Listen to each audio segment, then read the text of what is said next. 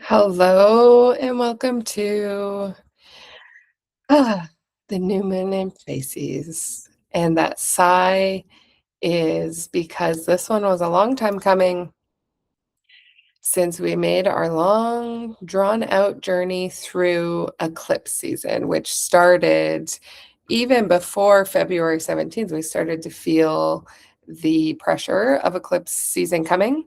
And then, of course, that full moon which happened on March 3rd, that lasts for 2 weeks, that cycle. It took 2 weeks to get to today's Pisces new moon, and so even just yesterday, we were in, like, the very end, the very final shedding, the letting go of this massive, full moon, this eclipse that's been working on us for the last couple of years. And I'm sure by now, especially if you've been tracking the videos every 2 weeks, or if you're in our Architects of the New Earth community, or if you're just living your life and paying attention, you know exactly what this eclipse experience was for you. So everyone has the eclipse happening on an axis in one of these houses of the zodiac. And when you start to understand what areas of your life the houses represent, you can really dial in to what to expect. And the benefit of that, I mean, there's so many benefits. I won't even like attempt to talk through all of them. But the benefit is that you can find like a kind of flow and surrender or an awareness of what's coming. Um, so you know what to expect so that when those things come, and of course, we don't know exactly what's going to happen during these kind of cosmic cycles or monthly lunar cycles, but we know the theme, we know the energy, we know what to expect. And we've done the kind of astrology parts work to understand what has affected us in our life and what are some continuous patterns that we're unraveling. And so you start to approach these astrological seasons with like awareness, mindfulness that helps to decrease the sudden shock or fear or contraction when something happens to you, right? When life starts happening, and it allows you to kind of breathe and go, okay, I know this is for my greater good. I know I'm in flow. I knew this, this was working on me this month. So let me just sit back and kind of breathe and move through it. And that's exactly Pisces energy. So we've all been in a masterclass of learning how to surrender and flow and breathe and accept. And in a way, like really hand over our life to the divine plan instead of trying to contrive and manipulate and control life. That's really been the masterclass for these past couple of years. And we're still in that lesson because the eclipses that come in the summer, and by the way, you can go on my website now and already pre-book your summer eclipse reading. They will be here already by August, and they're still going to be working on this theme of surrenders. I will talk so much about this today because it is a Pisces new moon. But first, let's get a kind of like attunement to where we're at in the lunar year.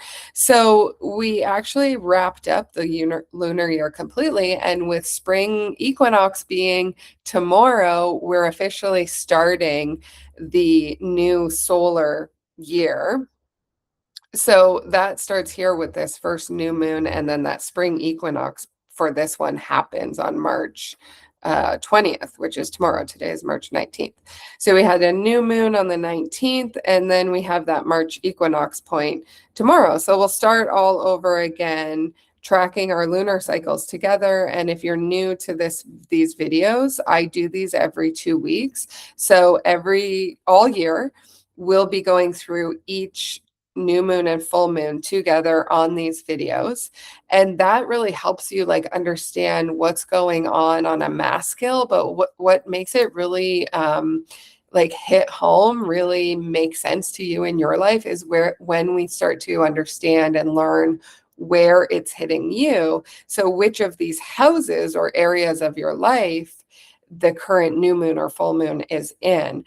And I actually have a course that's going to teach you exactly this. It's called Cosmic Wisdom. It's a 2026-27 astrological alignment course. So it's going to teach you how to track these lunar cycles in your birth chart, how to create a transit chart, how to understand the houses and where these signs hit you, and basically like how to coming into spring equinox, take a step back and look at your whole year and do some kind of pre-planning and reflective work. I like to go through my calendar and even write like the themes of each month or even every 2 weeks for my personal self.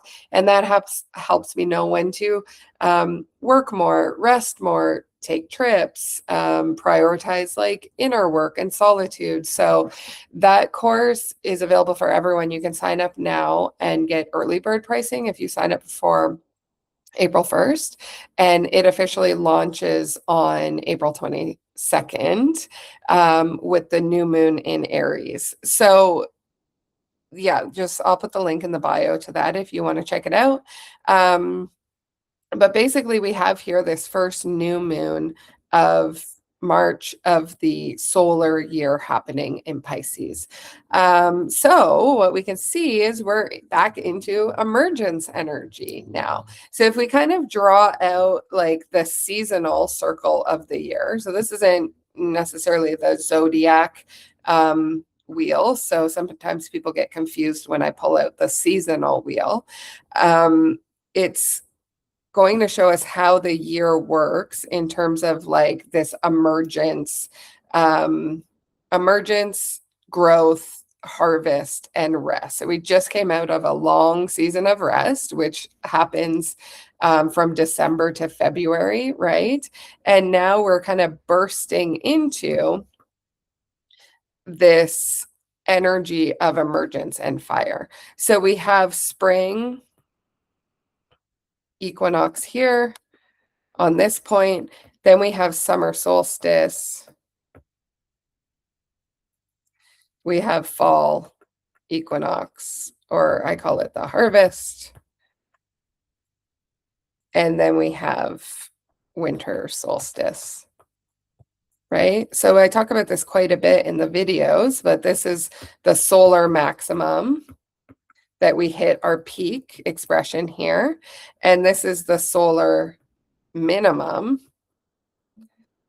where again we're reflecting what the sun is kind of showing us to do every day, which is to conserve, which is to stay low, which is to stay inward at that winter solstice point.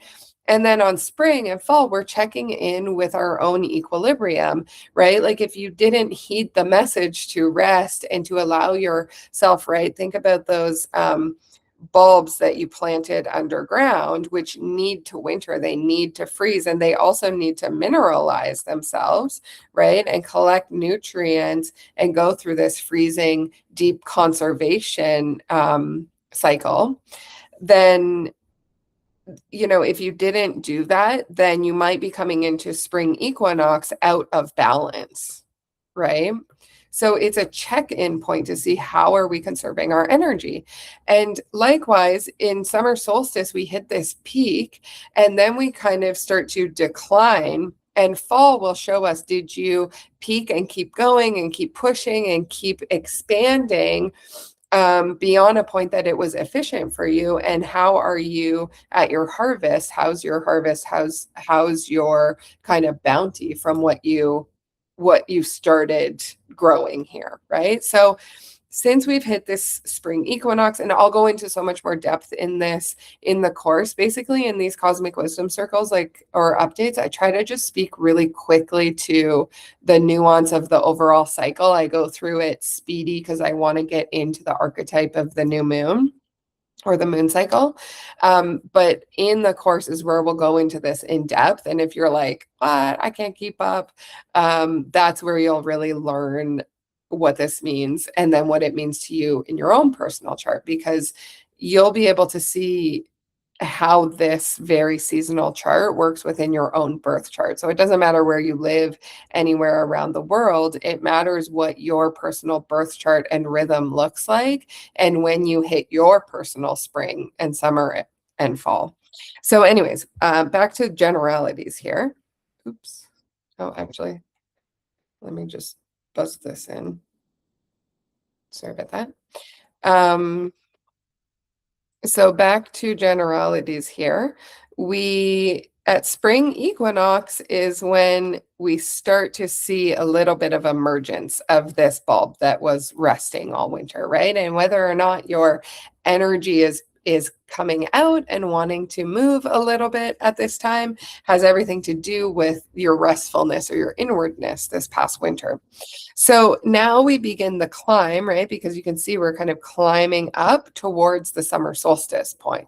So this is the emergence. This is the period of time, like if you can imagine, the amount of growth between spring and solstice is profound. If you plant a little corn kernel that was like this big when you planted it, well, by summer solstice, it's going to be like a really big plant, and that's exponential growth, right? So this is really that period of emergence where you get a blast of energy, and it's kind of like a fire season or cardinal season. And then at winter solstice, we've hit peak growth, and we start to kind of slow down a little bit. Growth isn't as exponential, and that's when we learn to start conserving energy and moving down towards that balancing point again.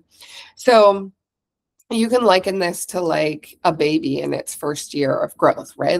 Even if it's in its first 7 years of growth. Kids grow so much in 7 years or 14 years. And then, we grow like maybe a couple inches a year for the next 7 years. So these natural rhythms and cycles, they mirror that same overall cycle. It's just we're going through it every year personally, right?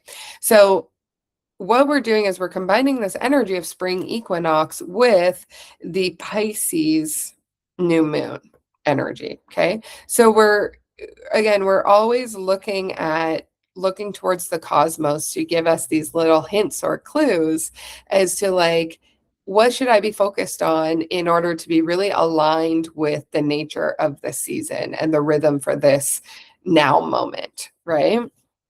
And so what the cosmos are saying is that on March 19th, we have a Pisces new moon.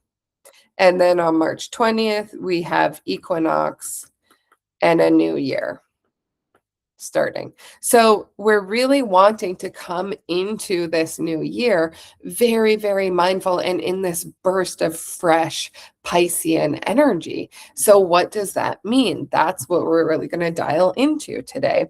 And remember, because the eclipses, if you've been following along, have been in Virgo and Pisces for the last year and a half. We finished the Virgo part, and we'll be finishing the Pisces part with a Pisces, what will it be? A Pisces full moon in August. Okay. So from now until August, we're really, really going to be pulled into this Pisces theme. And then if you look at here, so here's the chart for the new moon. And just remember that anytime we're looking to find a new moon in a chart, we want to see where the sun and the moon glyphs are at the same degree point. So they're both at 28 degrees of Pisces. And that's the specific energy that we're going to be tuning into. And it's also going to flow us all the way into, right? It's something that we want to stay mindful of this entire process through summer solstice until August, right? Okay, very important. And again, when I say these things, they're like, oh, what does that mean to say blah, blah, blah? It doesn't matter. Right now, we're just tuning into the energy of this now moment. Sure, we zoom out every once in a while and we get this kind of macro, but remember, every 2 weeks, we're just walking along the next stepping stone, right? So astrology especially can get really overwhelming if we start to go, oh, okay, I have to remember all of this for the next. No, we are getting the download of this now. And for everything that I'm saying, you're doing your best to take it in through your data computing center. and it's fun to learn. It's exciting to make notes and to try to like grasp this with the mind, but also trust that what you need to know from this video, from these downloads, is going to come deeper into your body. So kind of past the filter of the mind and anchor within, so that in a future moment when you need this information, it will be right there. So you can kind of trust that you're grasping as much as you can on that analytical level, but your body is getting a truth download as well. Okay. So um 28 degrees of Pisces. This is an important number, 28. Again, I'm really kind of drilling in Piscean energy. And the fact that it's at 28 degrees is really important because it's a very graduated or mature degree. So each zodiac sign only goes up to 29 degrees. So there's 30 degrees in each sign from 0 to 29. So by the time we get to 28 or 29 degrees of a sign, we're learning a very mature level. We are really dialing into the mastery of that sign, but it also holds us very accountable in a sense, in that by now we've come very far with Pisces energy. We've been leaning into surrender and divine trust and letting go of control, and we're expected to kind of have a next level of approach to our everyday interactions.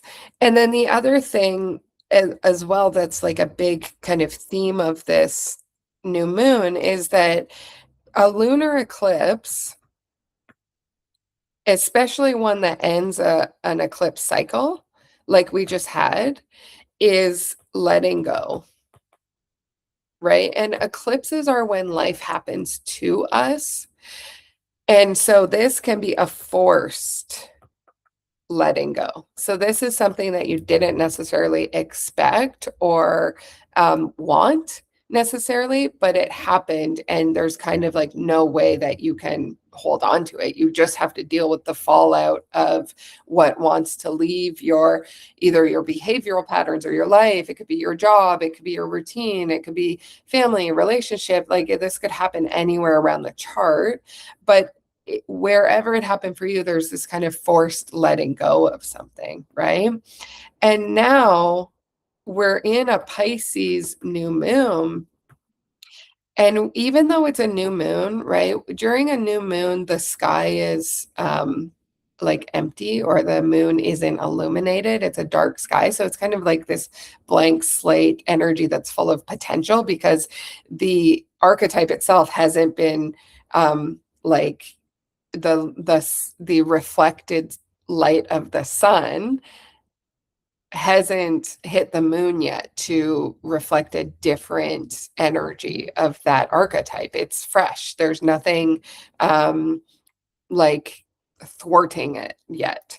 So new moons are the perfect time to really feel into like the juicy perfection of a sign. And that's why we create our intentions and we look ahead for the next month in this area of our life, and we really like ground into like, okay, this is how I can be my best Pisces, and this is the perfect time to feel into that aspect of me, because the sun isn't yet illuminating different fractals of that expression, making it more complicated. That's why full moons are so complicated and intense, because the sun is fully illuminating the moon, and the moon is fully reflecting all of the fractals of that archetype. And so you feel everything, right? In a new moon, you're not feeling much because there's no reflection yet. And that can be such a, like, when I came on, I was like, oh, we made it. It's such a relief to come into this feeling of void or emptiness.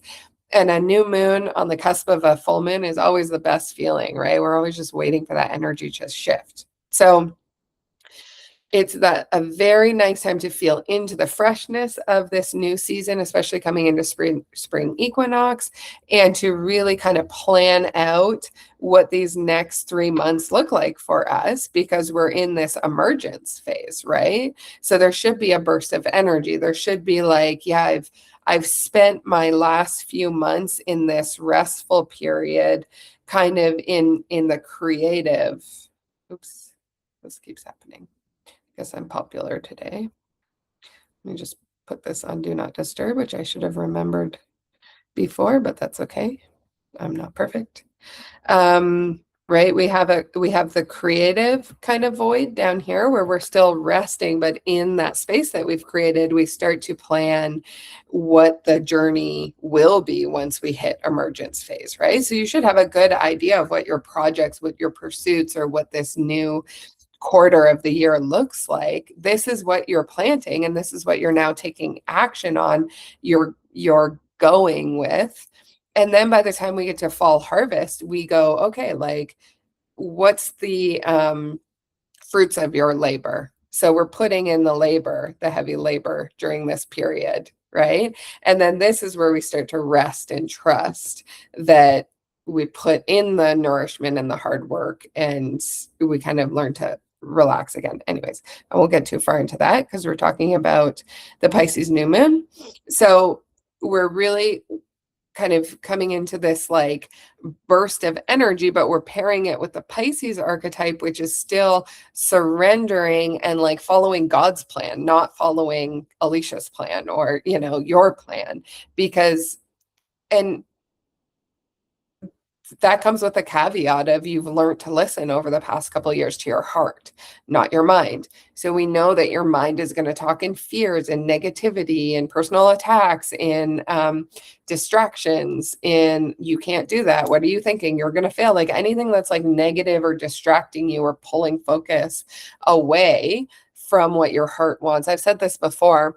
It's such a great tool to have. Like if you had $10 billion in the bank right now, then what would you do? Because that amount of money or energy completely frees us to follow our heart. There's no fears, or so many of our fears are reduced at that point, right? Or if your thing isn't like security in terms of money or energy, and it's more like love, right? Like if you were with the love of your life and you just knew it and it was unconditional and there was like no doubt in your mind that you had that love, then how would that help be your springing board into what your heart wants for you, right? So you take your dream, you take the thing, or I should say, you take the thing that is your biggest fear, and you have a thought experiment with yourself, right? And you say, okay, I have that thing completely fulfilled in this imaginary scenario. I've got it. And that fear is gone because I have the thing which creates security for me. Now that I have that security, what can I do so easily, which my heart is telling me to do?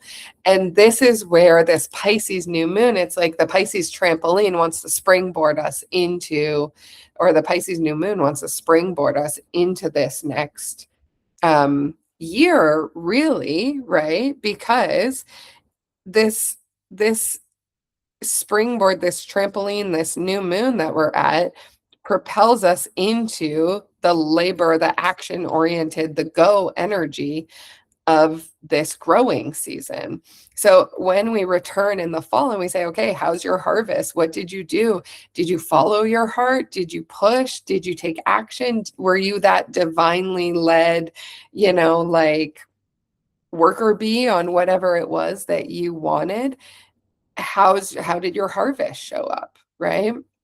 So this is a huge moment, but we're learning to do it with so much trust and faith and surrender to what the heart wants. That's really key. And what I'm going to talk about a lot today is grace, which to me is a huge, huge missing kind of part of the equation when we talk about Pisces. But we're still tuning into, so for your new moon intentions, you're coming back again to this. Now we had a Pisces, kind of strong Pisces new moon energy back with the Aquarius solar eclipse because the North Node was in Pisces. So we're already tuning into this. Like I said, we've been feeling into this for years now because the North Node's been in Pisces. So this is really your time because we're out of eclipse season and we're on the cusp of the spring equinox to use this as your launching pad. And like 2027 is the year of go. This is a big theme. The word go, it's just keeps coming up over and over and over again. I read actually, I'm reading this book. It's called Graced to Go. And it opens by talking about, and by the way, these two words were coming up to me before I even found that book. I was just at the library walking from my workstation to the bathroom, and I looked over on the shelf. Someone had, the staff takes it out and puts it on display. And this book called Graced to Go was standing right there. And I already knew I would be talking about grace because it's such a Piscean energy. And this word go, like it's time to go, it's go time. It's been coming up. So I see this book, Grace to Go, and I'm like, perfect.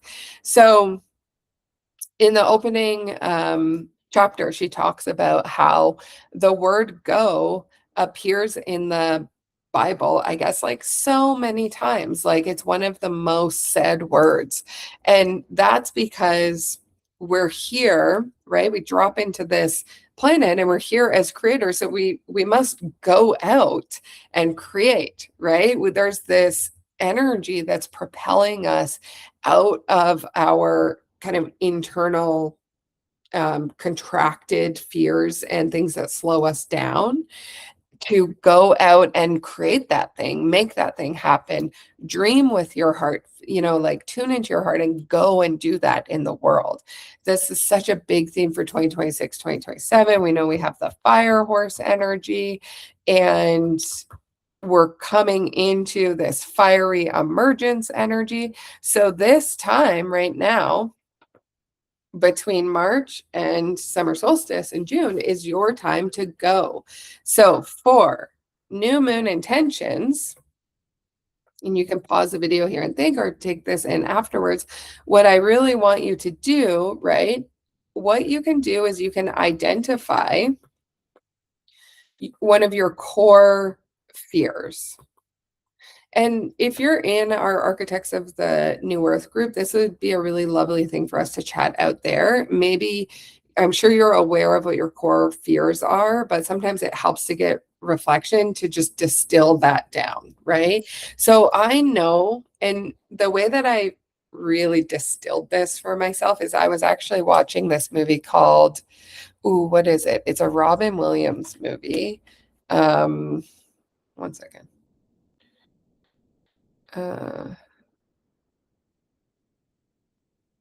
What Dreams May Come. It's so good. And it basically, like, I think his wife dies of suicide in the movie, and he kind of follows her, I believe, because he dies shortly after or something. But basically, like, everyone's afterlife is what their core thoughts and beliefs are. And this is in the movie. This isn't like my spiritual belief, but in the movie, everyone's afterlife experience or heaven experience is made up of the things that they thought about the most, that consumed most of their energy, right? And because his wife was so depressed, she went to like a version of her own hell, basically, where she was kind of trapped in this haunted, scary house. And it was very doomy and dark and wet and cold, but she was a very depressed individual. And she went to, what became her own hell, which was based on all of her thought forms. And he ends up going and retrieving her in the movie. It's such a good movie, but it got me thinking about, okay, what would my hell be if it's based on what my biggest fears are here, or what is that thing that holds me back the most, or what is that thing that is like and for me, one fear that I always have had, and this is so interesting too, because I used to dress up as a cave woman all the time. I have this theory that kids dress up for Halloween as what they were in a past life, like what they remember in a past life. Um, but I was a cave woman. I love being a cave woman year after year after year. And when I was kind of meditating on what is my biggest fear, it's basically being on a version of Earth where I don't have shelter, I don't have family, I'm basically alone, and I'm like, not I'm not secure at all. It's like there could be a cataclysm happening or like a saber-toothed tiger waiting to attack me. I don't have any family. I'm just alone and I'm unsheltered and I'm basically like yeah, that's like a core fear of mine, right? And it translates to affect me in my everyday life to foundational like fear of not having shelter, not having security, always maybe like losing out financially or not having that abundance. So this is my core fear. And of course, there's ways in the birth chart to find this. There's work that we've been blah blah. I would just say make it easy on yourself. Do a meditation or talk it out in the group and go, okay, what is something I know about myself? I really want love so badly and partnership. And a fear of mine is that I'm not worthy and I'll never have it. Or I want family and I'm afraid right? Like it could be anything, but identify your core fear and then do a thought experiment with yourself that you have all of the things that, right, like make your core fear go away. So in my example, I have $10 billion. I have a house. I have security, right? And I've got like, I'm bonded with many people. So I have like a community. So I've got this as my foundation. This becomes my core like foundation for my life. And of course, if we're doing this work and we're getting together to track our cycles and listen to our heart and our intuition, we are wanting this to be our dream life, right? Our most aligned life, what our soul came here to live through us. So if I'm wanting to get there in every year of the zodiac cycle, every year of my life, I'm just trying to get a little bit closer, right? I'm going easy on myself. I'm human after all, with all of my mistakes and failures and all the shortcomings. So there's not too much pressure on me, but I'm evolving. I'm on this upward pursuit. And now I've got a strong foundation because in this thought experiment, I've identified my core fears. Now I've got no reason not to follow my soul's destiny or what my heart really wants me to do, right? So if this is the case, then how do you fill in these areas of the chart, right? What becomes maybe 1, 2, and 3 priorities that are aligned with your values that you desire to accomplish this year? And we're going to dedicate the next 3 months to that, to accomplishing that, to prioritize that. And again, go gentle on yourself. Don't, reach for the stars, land at the moon. No.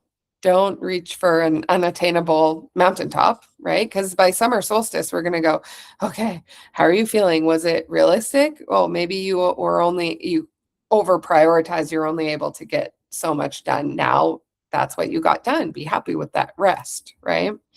Okay. So again, going back to the new moon intentions, this beautiful thought experiment, identifying your core fears, giving yourself that as a foundation. Now, what would you do next as an expression of that? And how can you build that into what we're tuning into for this Pisces energy, right? Here's the things that I want to accomplish, or here's the things that my heart wants in this life. How can I set forth and begin to go and do that and make a plan for that? What are my main priorities? This is kind of like a different version of making your New Year's intention, right? What are my priorities? And then what you do is you really like grab and get your hooks into trust, faith, and surrender in as your kind of wings, right? The wind underneath your wings to allow you to continue prioritizing this movement, even though what we know happens is fears start to creep in and they start to crack that foundation over the year. And that's what full moons do, really, right? Full moons are much more about identifying what fears are still present and learning to understand them and embody the opposite of them, right? So that we can continue moving on this pursuit, even though it gets harder and it gets more limiting and more contractions happen. But this is such a beautiful part of the year to do this experiment and to really get clear on what your priorities are and what your values are. What do you spend most of your time thinking about, talking about? What is something that after you do it, it energizes you, right? What would you dedicate yourself to if you had that strong foundation? And how can you just make these little micro movements towards that this year? Maybe this is a big year of change for you, so you're taking some big leaps this year. You will know how big the calling is to move in this aligned direction. And it's just a matter of knowing, right? Like, we don't know the timing of our life. And that's why the heart path, if you can't see it, that's a sign that you're on path, because when we can see the sign and when we can give measurable results and timelines, we're looking with the mind. When we follow the heart path, you can't see what's in front of you. You're just kind of taking life moment by moment, right? That's why presence and finding the now moment is so important. You're going, okay, what's happening next? How are things nudging me? What can I feel? What feels like flow to me? We're just moving in that direction. So we have to be comfortable with going really slow on this path, even though the key word is go. And that's cute. I like that. Okay, slow, but also go. So you want to, when you find something that's a contraction or that requires courage out of you, but you know it's a heart movement, you got to find that like pulse of energy to go in that direction and use the courage and move. That's the fire horse energy, right? But then once you have initiated that, remember that this process happens slowly. And when we're in the present moment, we're really sunken into our own vortex of time where we're slowly kind of watching life happen. We're very mindful and present, right? So it happens slowly, but then we hit these kind of initiatory movements where it's like, it's time to book that trip. This has been a dream for you for so long. It keeps popping up, and it's just a fear that is holding you back. It's been holding you back for so long, but your heart keeps saying, do it, do it, do it. It's a yearning that never goes away. This is a yearning that never goes away. So now it's time to do it, basically. And then all the other things will fall into place, right? Okay. Let's talk more about the Pisces archetype. So even though we were ending the lunar eclipse cycle, Pisces is also an ending, even though it's a new moon, because it is the final sign of the zodiac. Okay, so it's the final of all 12 zodiac signs. So we get a forced letting go or forced ending with the previous lunar eclipse cycle. And now, on the other end of that, we come into this compassion or this grace where you're aware now what wants to shift, and that might have been jarring, that might have been felt like it was getting ripped away or it was contentious, but now we're coming into this Pisces energy, and there's this real sense of like servitude towards that which is no longer present in your life. And by servitude I mean like understanding of the divine reason why, right? Like if we're looking at a situation and we're only able to see the negative, then we're completely disregarding 50% of reality, because everything has its negative and positive side. Absolutely everything. That's like a cardinal rule. Everything involves like yearning also involves suffering, because once we get the thing we yearn for, we suffer because we don't want to lose it. Like everything has these flip sides of the coin. So being in servitude to that thing that has caused your suffering, right, or your contraction, is seeing the other side of the coin and understanding the reason behind why it must go. Everything's happening for your liberation, for in a harmonic way for you. That's a universal truth, and that's one of the core things to understand about the Pisces archetype, but also about our Earth in general. And it gets really hard to say this kind of thing when we look at like the wars happening or the people that are dying. It's like, how can you sit there and say that that's happening for everyone's greater good? It's tough, right? But the Piscean knows that there's a divine plan in place, and the greatness of, each of those individual souls that have chosen to come into a war zone and are being affected by this. Their souls have chosen that experience. And again, it's hard to say because people that don't have this kind of Piscean perspective, um, can just get really mad at that perspective. It's not passive, but it feels very passive at times. Okay, so you're just going to sit there and be okay with that? Well, no, I affect change and I grow and evolve and support where I can support in my life to help counterbalance areas that I don't have any control. And my personal belief system of how the universe works and my belief that this is a harmonious system, we just have to know how and where to look at it, right? And be fully expressed in looking at the dark and the light at the same time of every situation.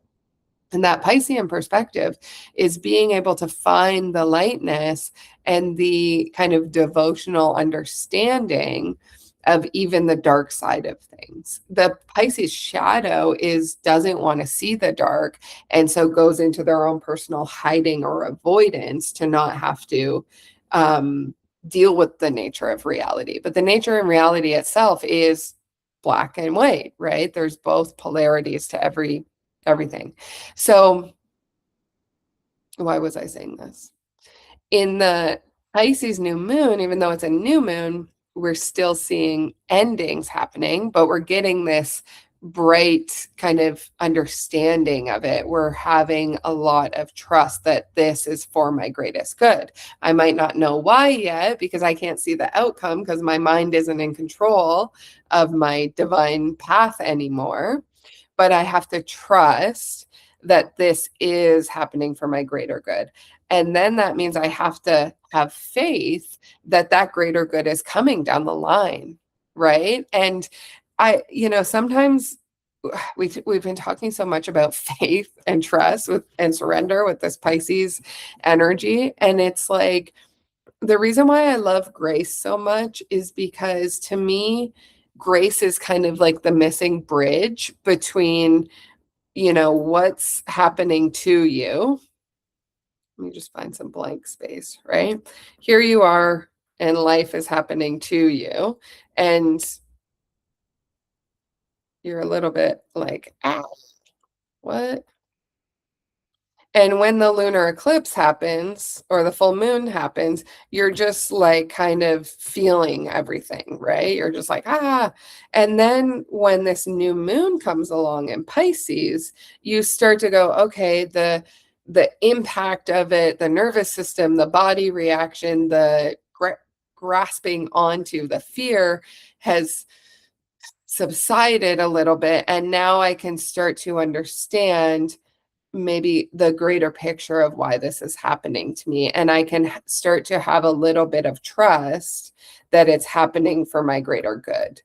And I'm required, if I'm following this path of spirituality or trust or faith, to have faith that this greater good is coming, right? That's the law of the universe, is that the good keeps getting better as long as you're following this heart path, right? As long as you're devoted to your own heart, to your own heart-based desires. But again, just saying trust or faith, it can kind of leave you like with nothing in a sense. Okay, fine. I trust. Okay, I'm going to have faith that it's going to work out, but like what do I do in the meantime? This is where I love the grace aspect. What is grace? Grace is this beautiful um, virtue that we all have. It's it's really like a primordial essence of being of the creator. If the creator desired with that incredible burst of cosmic heart to experience itself and to create, and we are one of those creations, then we are graced with the energy of that forward movement, that evolved energy that's moving back towards source, right? So the movement back towards source is the greatest good. And in our very creation, it's like you as a parent having your own children. You're not wishing the worst for them, even though the circumstances, perhaps if they aren't the greatest, despite that, you are wishing the very best for your children. And that is the grace that we're imbued with as humans, that were created to take this journey back to source. So we all have this like divine gift of grace that gives us this, like, it's kind of like a extra rocket booster to go forth and create. What do we create with? With our heart. So that's where this kind of sneaky grace, or being graced to go energy, comes in, where we go through these processes, this very deeply embodied process of being here and being human and feeling all of the things and letting it happen, right? Without judgment, without attachment, without identification. And then when the time is right and things subside, we kind of balance it out, and we illuminate that inner understanding, that intuition, that like inner voice that says, like, I know this is hard, but I promise you this is for the best. And I know if you just kind of get outside of those fears, you'll be able to see, maybe not know why, but trust that it is, right? So this process lends itself to this forward movement. We know we're all moving back towards source, right? But what do we do in the meantime? We understand that if I do have the courage to act on this, on that heart-based movement, to create in my life, right? So again, we're graced to go on that heart-based movement for these next 3 months. Of course, it's going to be practical to your life and what you as an individual want, what your core priorities and values are. That's your gift to the world. That's your personal creation. This all comes back together. So if we have the courage to act on those things, then this grace gets activated. This is where things work out for you. This is grace is momentum carrying you in a graceful, harmonious way. In my human design, my only channel is the channel of grace. It's the 22nd gene key, and it's a Piscean placement as well. And I've always been very aware that I have this gift of grace, and one of the main ways that I can see it really shows up for me is when I do readings for people. I have this ability to say hard things and even like pull people into their own I'll just say the hard things, right? I'm not the softest reader, but I have grace. And that means when I act on that, and it takes courage when I'm doing a reading for someone to like call someone out, or to say that's not true, or that's a limiting belief, or you're lying to yourself, or like whatever it is, or even telling people like you got to go, or the situation isn't working for you, I can see this is over. It takes so much courage for me to say those things, because what comes through spirit, I don't question ever. Spirit always wins with me. But the human Alicia doing the reading still has this like, are you serious? It reminds me of Paul Selig, the channel. He's an incredible channel, and his main book to start with is called I Am the Word.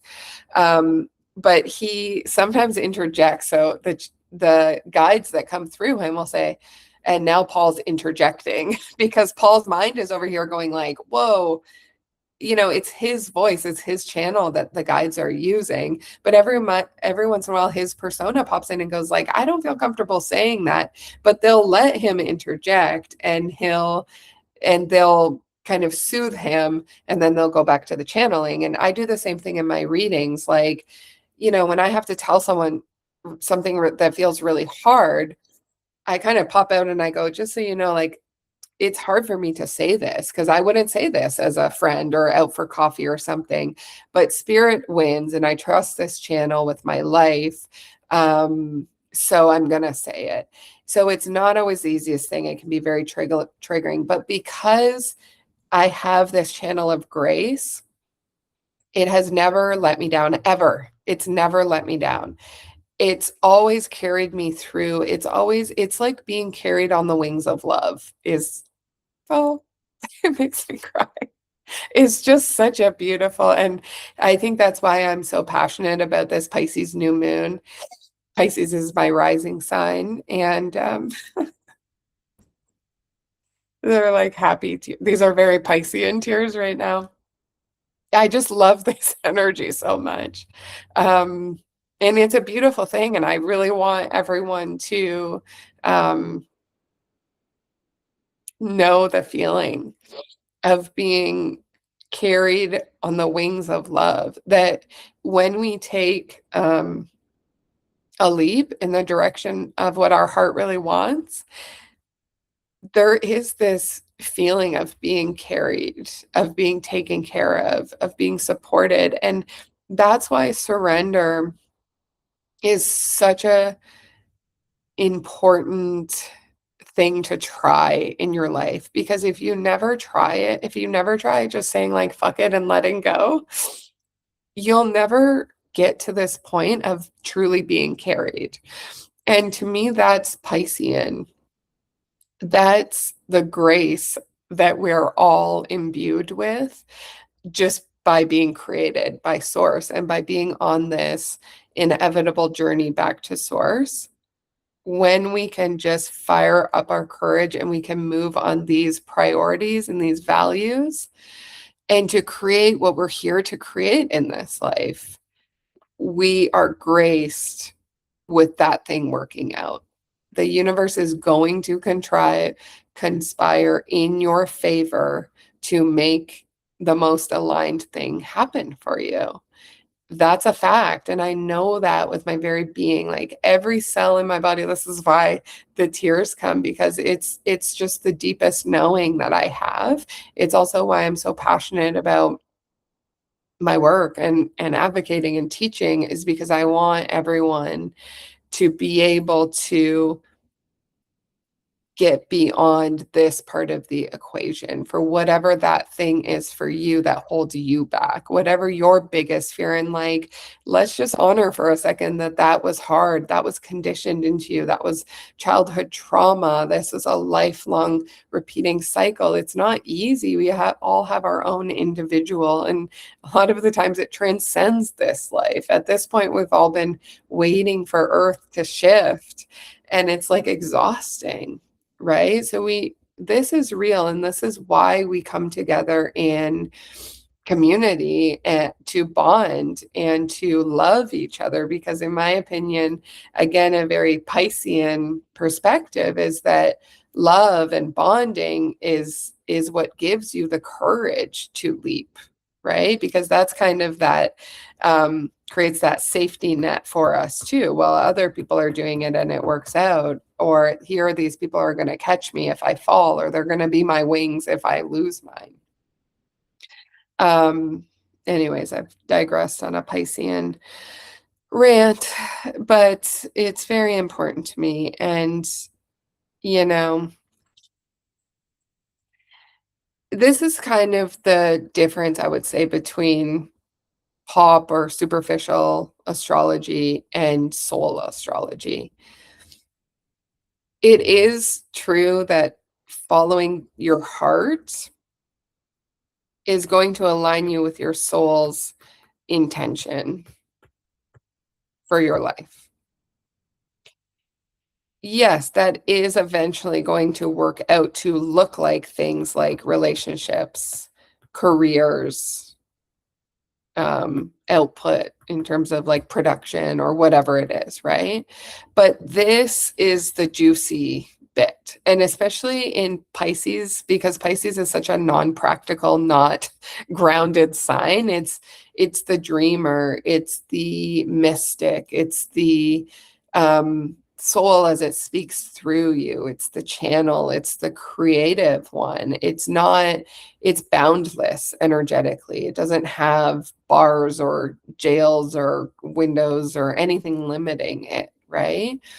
So the sky is the limit here, and I would encourage you to maybe not be so practical with your priorities and your values and your intentions, right? Like they're going to be practical by nature because we all have like earth-based focused desires. Of course we do. We're earth humans, right? We're here to create through that element, but um don't let them be so specific that you now have a to-do list. That's very Virgo, and we're letting go of the Virgo tendencies, right? When the heart speaks, it speaks in vague whispers and yearnings and possibility and creative potentials, sandcastles in the sky. So let those become your main priorities that you're anchoring in for this emergence energy. And then watch with excitement over time how those materialize as actual things or actual opportunities in your life. Okay.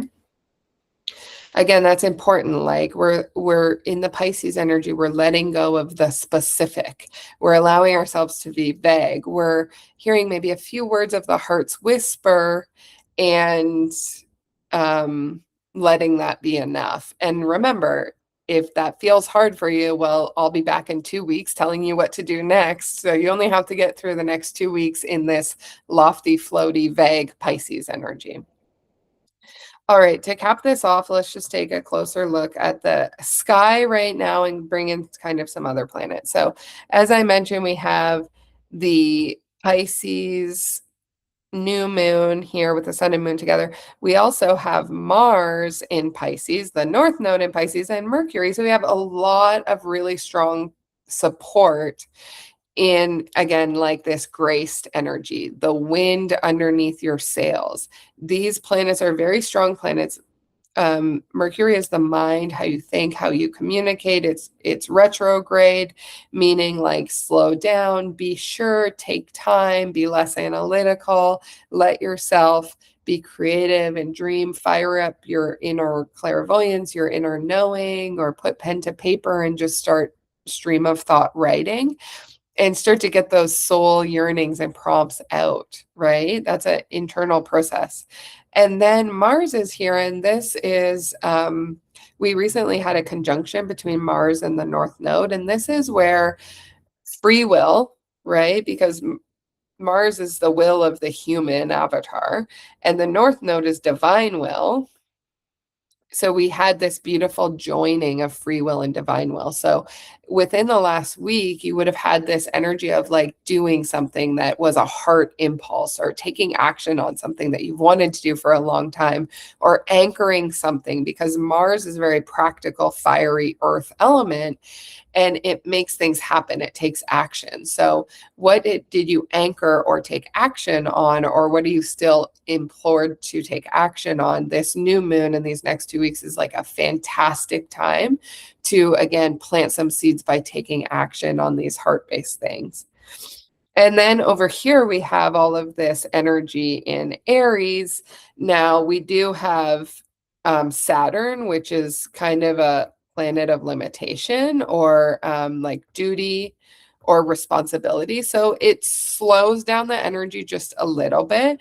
And it's conjoined with Neptune, which is the mystic or the dreamer, also the multidimensional self. So these two are coming together in an important way. Even though they're in Aries, they're saying, I see you want to take action, but just remember, we're in the new earth now. We're attuning to the next new frequency now. You're not doing the same old thing. You're not doing things the same way that you used to. You're allowing yourself to do them in this Piscean way, to follow your heart, to surrender, and to learn how to create with that energy. So yes, you get the fire and you get the Aries warrior coming out, being like, as long as I know I'm following my heart path, this is how I can really work within the structure of time and space and reality, Saturn, to achieve what my heart wants. Neptune, the mystic. Saturn and Neptune is like the mystic timekeeper, or like I don't know, scheduler, like the divine operations, director of operations, giving you the green light, but kind of making sure that you're living up to this Piscean kind of archetype, right? So all of that, it's all been a lot. I think this is the first cosmic wisdom circle that I've ever cried on, which is so sweet because I just am such a Pisces soul. Yeah. Okay. So what you want to do next is you pull up a transit chart, or you go into the chat, and I'm usually happy if I have time, or someone else will definitely um, put your chart in, and you find out what area of your life this new moon is happening. So for me, it's happening in the first house. So I have all these Pisces planets in the first house, and the first house is where source becomes someone. And what I mean by that is like it's a new cycle of embodiment. It's a brand new like birth into the body and then wants to move through you. So how does all this Piscean fiery energy want to like be the lead horse carrying my carriage this year? How you move, trailblaze your own path, right? And your identity and emergence. So this trick can really help. You can screenshot it, or it's in the group chat. Identify what house 1 through 12 your new moon is in, and then you know exactly what, like if your new moon is in the 10th house, then you're really ready to like update your career, make changes to your work, really follow your heart, really take a big leap there in your 10th house, or your relationships, right? Or your home life and your family life. So it's going to help orient you, because those priorities, those values that I talked about, like for me, my intentions for this new moon, based on the priorities and values that I want to focus on for the next 3 months, right? Because I'm in the movement towards summer solstice in my own personal chart. That's what I'll be growing. So when I come to fall harvest and I go, okay, what were my priorities and values in the first at spring equinox? And how am I now at fall harvest reaping the benefits of how I've prioritized myself and putting myself forward and being my Piscean ascending soul and leading and trailblazing with that energy, right? Okay. More support's available in the group. And please sign up for the cosmic alignment. Can I go and show you it right here, right now? Let's do it. Go to my website. And up here, courses and workshops, we have Cosmic Wisdom 101, the yearly alignment course. So you can enroll now, but it doesn't actually launch until April 22nd. However, if you enroll early using this code, Cosmic Alignment, you get 13%, which is about $45 off. And if you prefer, you can do a payment plan and you'll still get the discount on the payment plan. So that'd be about $100 a month. You get eternal access to the course. So you'll get all the videos and lessons forever. So a lot of the things that I go through really quick on these videos, you'll be able to learn and return to in the course. And this is really great for anyone who's new or who's in the group and doesn't really quite understand when we talk about all the astrology stuff. I am so good. What does it say?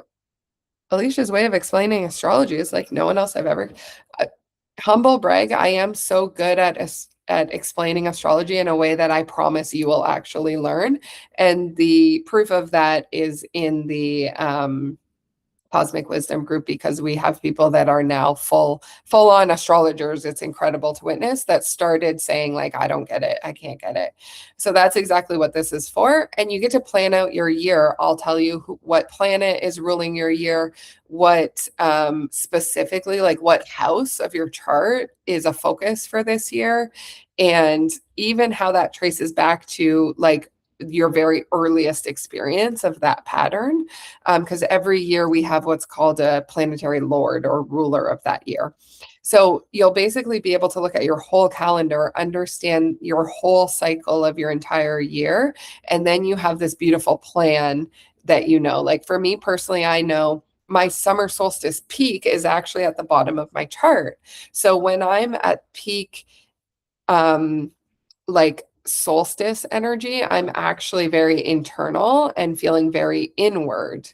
Whereas in the winter time, when I'm at my winter solstice, I'm actually feeling very external. So for me, it's a balance of resting while doing output, and then not doing too much output while I'm supposed to be like at peak growth mode. Again, hard to understand, but you will understand it in the course. So it's an online, the course has online modules, and then we will also meet to have a Q&A and to discuss and to learn together. So it's a hybrid course. You'll get the online courses forever, and then we have a group chat and we have online discussion that will really help you answer your questions. So yeah, that's there, and you can sign up right away, and then you come back in April and we get started with the learning, and that's right after the Aries new moon, which I believe is on the 19th of April, and the course is launched on the 22nd of April. So we'll be right in time for the first Aries new moon of the solar year. Okay. That's all for now. Thank you for watching, and I'll see you in the group chat.